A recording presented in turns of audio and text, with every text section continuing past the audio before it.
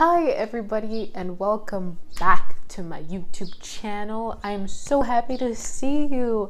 You are so beautiful. Have you subscribed though? You would be prettier if you did though. I'm just saying. Do it. Do it. Thank you so much for coming. I would also like to say thank you for 500 subscribers. Like, that's a huge deal. I'm so happy. Thank you so much to everybody who subscribed. And let's get it to 1,000, guys. Come on, share. Come on, let's do this. So today, I hope this doesn't get me into trouble. My mom is watching Matilda. Bruce. It's gonna be a little bit noisy, I'm sorry. But anyway, so today I'm talking about something that's a little bit sensitive. And I hope nobody hates me for it. I'm just sharing my opinion about something. And other people's opinion as well. Because I mean, hey. I'm sure some people will agree with me. Don't think that I hate tradition. I think it's a beautiful thing. I think tradition is beautiful. There are certain practices that are just amazing to see, especially like you just look at the dancing, the outfits, hello, the music and everything, just, you know, the support system and all of that. And I think it's awesome. But there are parts of it that, you know, are just kind of, you know. So I have five things I'd like to talk about today, and yeah, let's just dive right into it. Number one, I'm speaking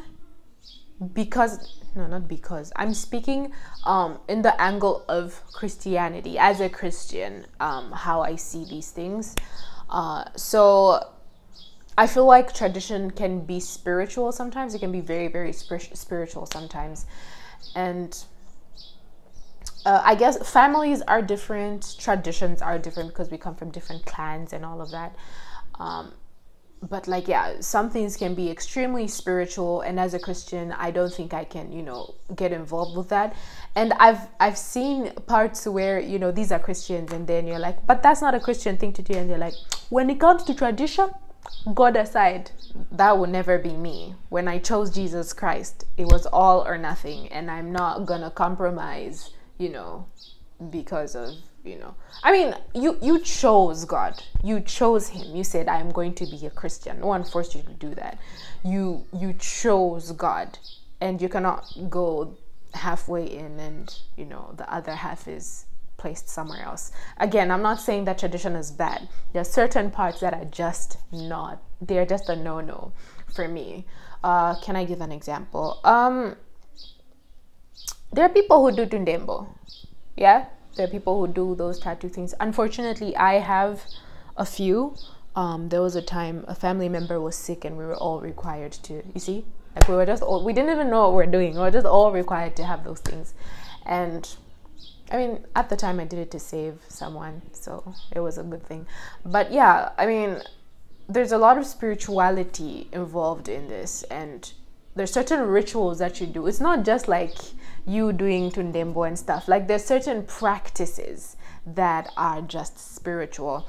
And for example, there was a family member was getting married, and somebody was given like the chicken intestines, and they were told to go and bury them in front of a tree, and you're supposed to be careful with which tree you choose, because that would determine whether the female is gonna have children or not. And if the person doesn't have children, they're gonna come at you and be like, oh, so what did you do? Why isn't she having children, huh? It'll be your fault. Now imagine if there's like a medical issues that are going on with the person and they just can't have children, but like they're gonna blame it on you and say you did something you know, spiritual, and, you know, say that, you know, it's your fault that they're not having children. And that's a very sensitive thing that you should not mess with. And that symbolism around that is just too strong, you know, because you build it into your mind. Like, when you do that practice, it means you believe it in your mind. Like, okay, she needs to have children because here where I've buried it, you know, there's this and that. So you need to be very careful with that kind of stuff. And for me personally, if it's spiritual, I'm not going to do it. It's not my business. No. No, thank you. Number 2, there is usually no explanation for the things that we are told to do traditionally. A sensitive thing, first of all, is labia elongation, and this is something that is forced on females. Like, it is forced on you. And like, when you ask these people, why do you do this, they give you the wrong answer, because when you look historically and medically, you notice that it's not good for your health. It's just not for a good reason. The reason behind it is pretty much oppression, and it's just wrong. Based on what I know, maybe I'm wrong, I don't know, but that specific thing, I think, I feel like our elders are not informed. They don't know what they're doing, because the meaning of things has been lost over the years. They don't understand what they're doing. They're doing it just because it's tradition. But I believe we need to understand our tradition. You can't just make things happen. You just can't have certain practices for no reason. You need to understand why you're doing certain things. So the fact that it's not explained, when, because like growing up, for example, my mom would tell me to kneel whenever I was handing my father something, or if I was serving him food or whatever. So I asked her, I'm like, why do I do this? Because I didn't understand why. And she's like, oh, it's a form of respect. And I understood that. I'm like, oh, okay, because I respect my father. I respect him. So, I'm going to do that. But like certain things, they will not tell you. You're like, why am I supposed to do this? Why am I supposed to cook with my mouth? Oh, you're going to know when you get there. Like, no one knows. I found out through other people, or through Facebook or the internet, why certain things are done. And that's not a healthy thing to do, because you're not actually teaching people why they're doing it. You're not teaching them how to survive in marriage or in whatever. You're just teaching them how to show how that they're going to survive. Most of them actually don't. When you look at, I think that in Africa, most marriages are just set to survive, like, just as long as you stay together. It doesn't matter if you're happy, if you're being abused, if you're broke or whatever. As long as you stay together, it means you have kept your marriage, and that's like an honorable thing. I'm not okay with that, personally. Yeah. Number 3, usually it's a forcing matter. I've seen people forced into doing like things that don't even make sense. I'm not even gonna like start and explain. I don't know. I don't wanna talk about that. But there's just certain practices that they just force you to do, and if you don't do, oh, you have no respect. You are embarrassing the family. You are bringing down the family name and all of that, and you have to do, because like that comes with manipulation. Because like you hear, oh no, my mother is going to get embarrassed if I don't do this, and you feel bad, so you just do it. And it's like usually a forcing. Like, I feel like something good needs to come with an option. The way God loves us. I mean, God has given us the power of will. He says you can choose to do this and do that. You can choose to do it. It should be an option. And if it's something that is good, you will choose it, right? I mean, I don't always choose the right thing, but like you will come to the realization, and then eventually you will set yourself straight. But like with tradition, like most of the time, like you're not really, it's not an option, my friend. You have to do it, and that's not fair. And the people who've decided to break off or break away from it, like you're a disgrace, you've embarrassed your mother did not raise you right, and all those insults usually go to your mother for some reason, as if she's the one who has the button to make me choose, which doesn't even make sense. But that's how it is, and it's quite unfortunate that that's how it is, and I don't agree with that. Number 4, I feel like tradition comes with a lot of oppression. Some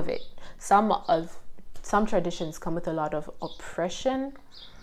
There's someone who mentioned that in the comments on Facebook that in some traditions, when a husband dies, his brother automatically marries the woman. She has no right to choose if she wants him or not. Like she has to go, and that's oppression. That's oppression. I know that there are other, you know, traditions that have even worse stories. And if we look at the marriage ones specifically, like the woman is the one that is like prepared the most. Like she doesn't even sleep at night. They make her dance. And you know, I heard from someone that sometimes they make you do stuff naked in front of people that you don't even know, probably your in-laws or something like that. But just the fact that I'm required to take my clothes off in front of people is like, it's degrading. Like, why do you have to see me naked? Why? You know, like, what's the point of covering myself when my mom walks into the room? You know, like, even my mom is not really, like, I'm not comfortable with her seeing me like that, but then like I'm obligated to do stuff like that, you know, and that's oppression to me, and it's unfair. And just the fact that, you know, the weight goes mostly on just one side, you know. I know, you know, some people say, oh, no, there's lobola, men have to do lobola and stuff. And I have my opinions about that as well, which you will see in my other video. But like, yeah, a lot of it, like, it's full of oppression. And again, it's unfair. I mean, I guess there are some people who are okay with it, but I'm not personally, and I feel like there's something that needs to be looked. It's something that needs to be looked at, because tradition needs to be beautiful. Like, it needs to have good parts. Like, everything about it needs to be great, you know. Because like, and you know, I know people will blame it on, oh, you watch so much TV, you think you're a Western person, you think you're white. No, oppression is oppression. End of story. I've seen traditions where like the man has to whip the woman until she bleeds. How is that even human to begin with? Like, how is that a good thing in any way? No, you can't do that. No. My fifth, I did it again. Fifth and final thing is the medical problems that come with certain practices. A relative was getting married, and like, they were making her do baksamas.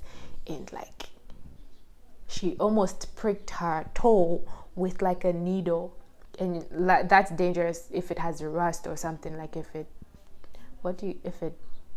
pierced her or impaled her, whatever they called it, like, it would have caused her medical problems. But like, one thing I saw was I don't know if that was Ghana or what was that, Ghana or Nigeria, I don't remember. But so the gag is, when the man wants to take in a second wife, he's supposed to lay down, and it's part of the ceremony where he lays down and he puts what's a kavende in English? I don't know what a kavende is in English. He puts it on his chest, and the first wife and the wife to be is supposed to pound on his chest, like, with that heavy thing. And it's not like easy like that. They have to make sure that they're really going in, and I don't know if it has to hurt or whatever, but it looked pretty painful. Now imagine maybe his ribs come out of position, and I mean, he's laying on the ground and there's dust. People are dancing around him, so there's dust everywhere. He inhales that. Look, like, I mean, his chest is being pressed on, and there's just too much going on. Now imagine, now I'm just thinking, like, think of the medical problems that are gonna come a few years from now. And now, as most Africans would, like, if a medical problem came up, they'd be like, hey, bandido wa Aisha, bandido wa Mugo, ndiyanda musa muwago Josh. So unnecessary. Yeah, you blame it on spiritual things when it's your fault that you were, you know, doing all those things. Even with the ladies that were being whipped, they even have marks, like, they have deep cuts. Now, if those cuts get infected by bacteria, because I don't think they even treat them or anything like that, and then there's all those medical issues, and that's like, it's just too much. Even like, when a certain relative was getting married, like, the day of her wedding, she's like, I'm so tired, I wish I could just sleep. How is that fair on the person, man? I don't think that's okay. I mean, I feel like marriage, and, you know, if it was like a wedding, like, it should be like a happy day. It's a celebration. It's something amazing that's happening. But now you want to, like, make them roll on the ground, they have to jump and die and whatever. I get the symbolism behind it, but like I feel like there's a way that you can do it in order for the person to first of all feel safe, so that they're healthy, you know, so that they don't feel tired on the day of their wedding when they're supposed to be celebrating. On top of that, you want them to dance for you. No. Anyway, yeah, I guess that's my opinion on tradition. Please let me know your opinion in the comments section. Do not attack me, please. I'm not trying to hate on anybody. I'm just sharing my opinion. And I hope that somehow, you know, this was helpful. I don't know how, but yeah. Thank you so much for watching. Please come back.